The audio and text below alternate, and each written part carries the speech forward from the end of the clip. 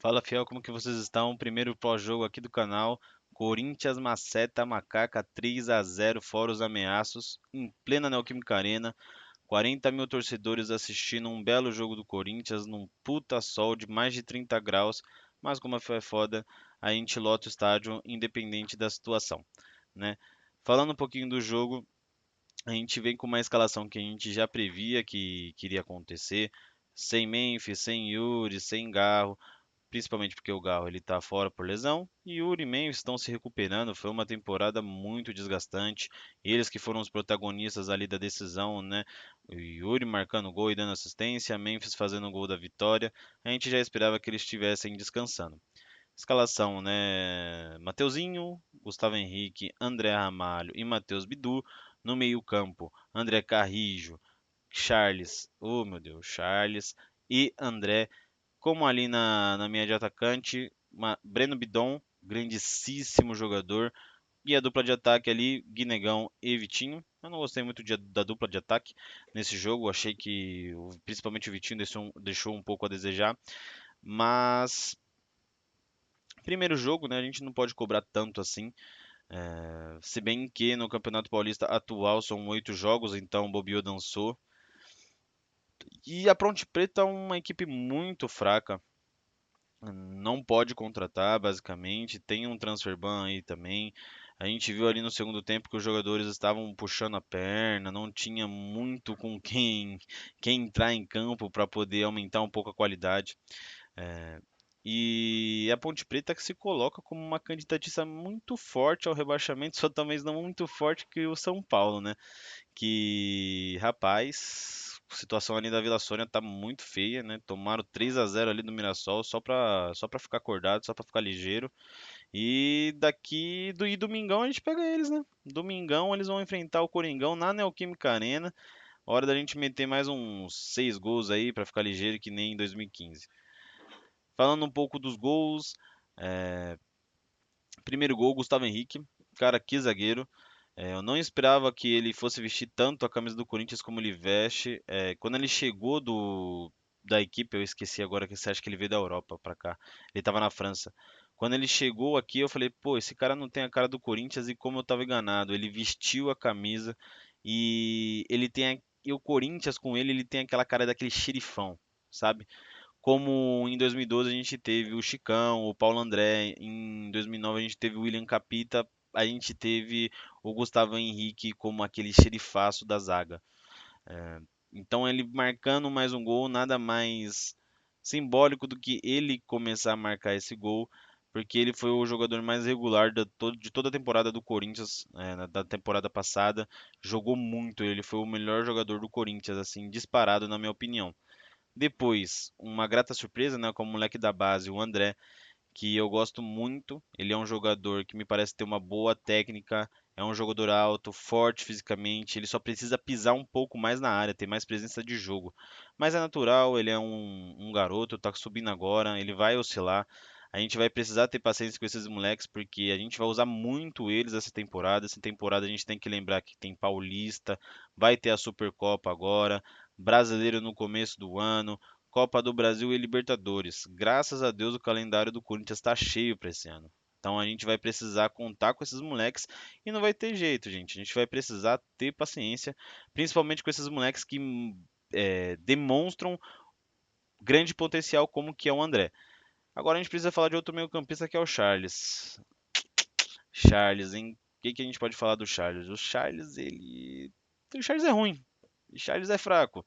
E contar com ele vai ser mais utilitarismo do que qualidade em si, né? Ele vai ter que preencher alguns espaços, jogar alguns jogos que a volância vai estar em falta, porque o Charles ele deixa muito a desejar como um volante, tanto em técnica, se bem que pelo menos ele é entregue, né? Ele corre, ele dá carrinho, às vezes de uma forma burra, mas pelo menos ele corre. E o André Carrijo, nada demais, achei uma partida normal do André, como sempre, um bom volante, técnico ali. Eu gosto muito de ver o André porque ele é muito calmo, eu fico muito puto às vezes, porque pelo amor de Deus, o Carrijo às vezes ele esconde a bola ali, eu falo, você vai perder a bola, ele não perde e toca. E pra fechar, que sapatada o André Ramalho deu, hein? Que sapatada, do meio da rua, fez um golaço ali, botou no cantinho direito do goleiro, o goleiro até pulou só para sair na foto, mas o André fez um belo gol e pôde homenagear, né, a sua mulher e o ex-sogro falecido, que deixou eles no ano de 2025. É um belo gol. Ele disse que já marcou um gol parecido assim contra o Neuer, no amistoso entre PSV e Bayern de Munique, mas convenhamos, né? O Corinthians é muito maior que esses dois clubes, então o que que importa? O gol mais bonito da carreira do André Ramalho é o gol que ele marcou ontem. E, cara, teve um cara que talvez ficou tipo, porra, só porque eu cheguei, dois zagueiros meteram gol, que é o Gabriel Paulista, né? A gente já vai começar a entrar nessa seara das contratações. O Gabriel Paulista, né, que é um volante é, com uma passagem boa na Europa, ele jogou por Arsenal, jogou por Atlético de Madrid, um zagueiro experiente, um zagueiro cascudo e que está retornando aqui para a gente jogar na Copa, para jogar aqui no Corinthians, né, ajudar a gente. Eu fui buscar alguns detalhes, né, sobre o Gabriel Paulista. O que que não tá aparecendo aqui? Pera aí, gente. Eu fui buscar alguns detalhes do Gabriel Paulista e realmente não tá aparecendo não, hein? Aqui, achei. Na temporada 24-25, que é assim que eles contam lá, né, na Europa, ele jogou 20 partidas, ele foi titular nessas 20 e ele teve uma média no SofaScore de 7,18 números, né? Que é bom. A gente percebeu que essa temporada não foi uma temporada muito artilheira, né? E o que não é esperado para zagueiro, né? Zagueiro tem que defender, não fazer gol, mas se puder fazer gol também a gente está gostando, né? A gente precisa fazer, a gente precisa ficar de olho nesses números aqui. Jogos sem sofrer gols, passou 4 jogos sem sofrer gols, 1,4 em interceptações, desarme 0,5, bolas recuperadas no ataque, ele não vai para ataque, né? Então, nenhuma. E bolas recuperadas por jogo 3.2. Isso aqui é um bom número, tá, gente? Fora o número de cortes. Eu acho que o Gabriel Paulista ele vai ser uma bela adesão, né, para o nosso elenco, principalmente pelo ano que a gente tá. Como eu falei antes, a gente vai ter um calendário muito recheado e a gente conta com o Gabriel Paulista aí para ajudar a nossa zaga. Tendo em vista, né, que os outros nossos zagueiros é Félix Torres e Kaká. E João Pedro Joca, que eu acho um pouquinho melhorzinho, mas putz, né? Só os moldes da contratação que eu achei um pouco esquisito, né? O Gabriel Paulista, zagueiro de 35 anos, com 2 anos de contrato, é um pouco arriscado, né? Mas acredito que ele vai dar certo sim. Outra contratação que o Corinthians está encaminhando é a contratação do volante Matheus Pereira por empréstimo com o Fortaleza. Eu não confesso que eu não conhecia muito o jogador. Fui buscar aqui no SofaScore, né? Na temporada passada ele jogou 19 jogos, sendo 15 titulares. Ele teve uma média aí mais ou menos de quase 70 minutos por jogo. Ele não é um volante, pelo que me parece, que é um volante que pisa na área, que marca muitos gols, como foi o Elias, como foi o Paulinho. Ele me parece um volante muito mais parecido com as características que o Maicon tinha de trabalhar a bola no meio de campo, facilitar para o meio-campista criar, para o meio-armador, né, criar as oportunidades para os atacantes. Então, eu acredito que ele venha sanar ali o que o Maicon vinha fazendo, só que né, com um salário muito mais barato, né? O Maicon que pediu luvas, ele queria uma coisa melhor, que para um profissional é totalmente aceitável, só que a gente não podia oferecer que ele seja feliz no Atlético Mineiro, menos contra a gente, e que o Matheus Pereira ele possa realizar o sonho de voltar, né? Porque ele foi revelado pelo Corinthians e ele está tendo a segunda oportunidade dele de voltar e eu espero que ele seja muito feliz aqui. E eu espero muito que ele seja muito feliz aqui, porque a felicidade dele é a nossa felicidade. E eu espero que ele não me faça ficar xingando ele como eu fiz com o Maia com a temporada passada inteira, porque eu não entendi porque que o Dorival deixava ele no campo, mas tá bom, né? Deu certo no final das contas. E, pra mim, aqui a gente vai falar da contratação talvez mais importante até agora, que é o lateral direito Pedro Milas. Lateral direita do Corinthians, vou te falar, é embaçada porque a gente não tinha outro lateral além do Mateuzinho. O Fagner foi pro Cruzeiro, né? Foi embora, se despediu daquela forma patética.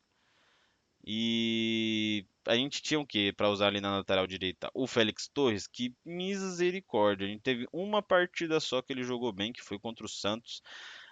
E assim, né? O Santos não é muito parâmetro para a gente falar se jogou bem ou não.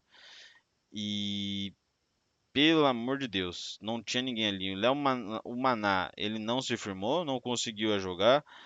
A gente tinha que acabar usando o Charles às vezes. E vou te falar que às vezes o Charles dava conta do cara, mais de lateral direito do que de volante, né?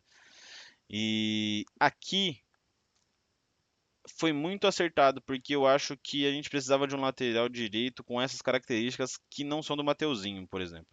O Mateuzinho ele é um lateral muito mais ofensivo do que defensivo.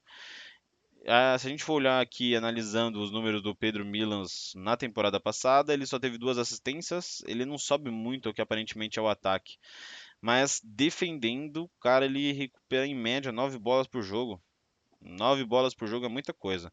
Tem que tomar cuidado para não ser driblado, né? Que aqui o brasileiro os caras são ligeiros, vem afobado como o maninho lá que foi driblado pelo Bidão, que eu até esqueci o nome dele. E aqui ele toma uns 2 dribles por jogo. Tem que tomar cuidado com isso, mas isso aqui foi o que me chamou a atenção. E falta isso. O Corinthians ter um elenco mais equilibrado. Então, um lateral direito mais defensivo, vindo do Penharol, belíssima contratação, né? Esse é o vídeo de hoje, rapaziada. Espero que vocês tenham gostado e vai Corinthians!